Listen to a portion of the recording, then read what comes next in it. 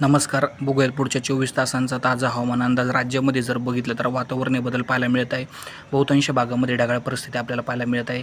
त्यातच जर बघितलं तर एक सायक्लोनिक सर्क्युलेशन जे मध्य प्रदेशच्या दरम्यान आहे, त्यामुळे विदर्भामध्ये मोठा परिणाम होण्याची शक्यता आहे.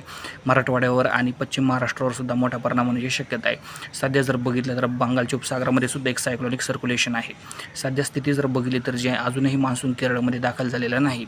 मान्सून लक्षद्वीपच्या दरम्यान आपल्याला पाहायला मिळत आहे. पुढच्या काही दिवसांमध्ये मान्सून केरळमध्ये दाखल होऊ शकतो. त्याचप्रमाणे केरळमध्ये मान्सून दाखल झाल्यानंतर पुढच्या 4 ते 5 दिवसामध्ये मान्सून जे आहे तो आपल्या महाराष्ट्रामध्ये दाखल होऊ शकतो. म्हणजे अजूनही आपल्याला 8 दिवस महाराष्ट्रामध्ये शक्यतो वाट पाहावी लागणार आहे.